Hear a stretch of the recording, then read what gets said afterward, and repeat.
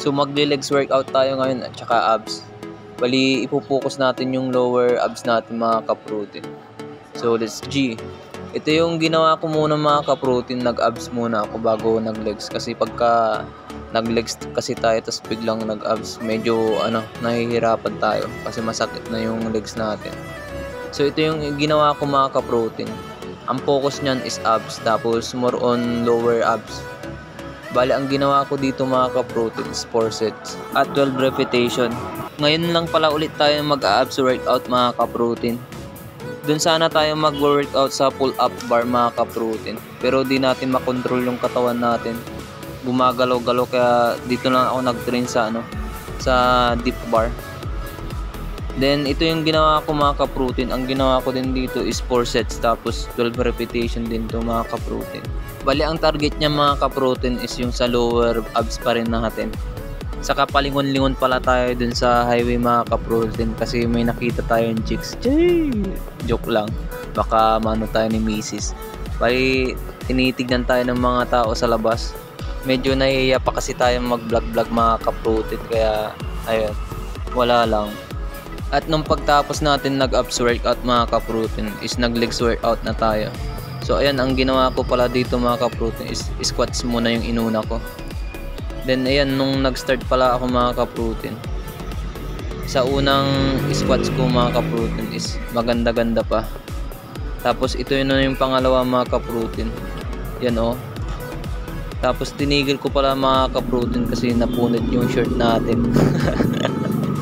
Tinakpan ko agad baka makita ng ibang tao. Tapos yan oh, laki ng butas, napunit. Tapos ayun, nagpalit na tayo mga ka-protein. Yung shirt pala natin is nabili lang natin yun sa palengke. 3, 100. Tapos ayan, na tayo, nag-squats na tayo mga ka-protein. Bali, ang ginawa ko pala dito mga ka-protein is 4 sets tapos 12 repetition. Tapos ayan, sinubukan ko palang hindi hawakan yung barbell mga ka-protein. Kasi may napanood pala ako sa YouTube na nag-squat na hindi hinahawakan yung barbell. Yan, istrinay ko lang, pero hindi ko sinasabing gawin nyo din to mga ka-protein. Ito is hindi safe dito. Pero yung dun sa napanood ko sa YouTube is mas mabigat dun sa kanya. Ito sa akin is lang, magaan lang. Itong napansin kong papalapit na yung anak ko mga ka-protein is hinawakan ko na baka mahulog pa eh.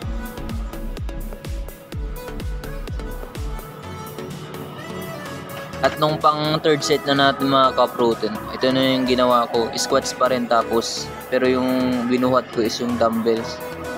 Tapos yan, ang ginawa ko dito mga ka-protein is 12 repetition. May mga nagtatanong pala kung ano yung supplements ko, kung ano yung whey protein ko ngayon. Sa ngayon is wala pa akong whey protein mga ka-protein. Pero dati naman is gumagamit tayo ng whey powder or yung whey protein. Sa ngayon is kinukuha ko na lang yung protein ko sa chicken breast, itlog, tsaka sa peanut butter. Yun yung madalas kong pinagkukuhanan ng protein ko mga ka-protein. Then ito naman, December na, makukuha natin yung 13-month pay natin. Try natin bumili ng whey protein mga ka-protein. Pero kailangan pa natin ma-approve kay Mrs. kung gusto niyang bumili tayo. Kasi medyo may kamahalan yung bibilin nating protein kung sakali. Pero kung may budget mga ka-protein, hindi tayo magdadalawang isip na bumili. Kasi kailangan din natin ma-hit yung protein natin per day. At nung pagkatapos natin nag-dumbbell squats mga ka-protein, sinunod naman natin agad yung barbell squats.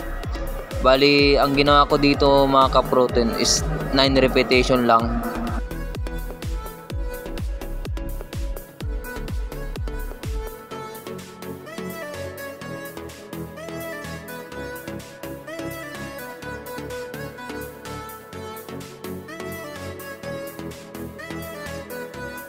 At nung pagkatapos natin nag-squats mga ka-protein, sinunod ko din i-trainin yung hamstring ko.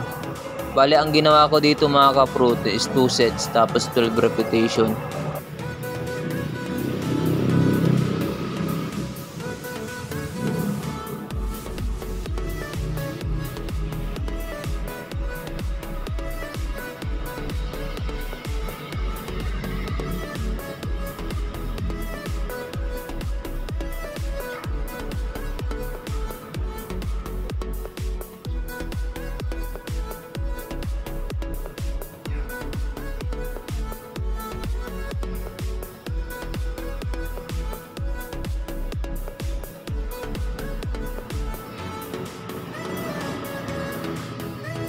At lumipat pala tayo ng pwesto mga ka-protein.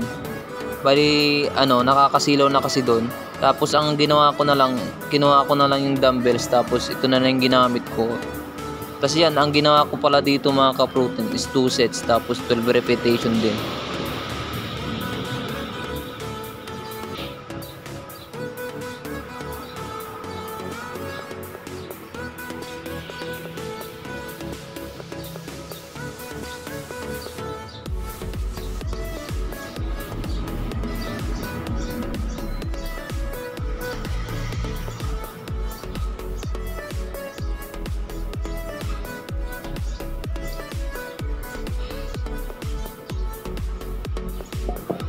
At ito yung panghuli nating workout mga ka-protein. Bali, trinain ko yung calf ko o calves kung tawagin. Bali, ang ginawa ko dito mga ka-protein, 5 sets tapos 15 repetition.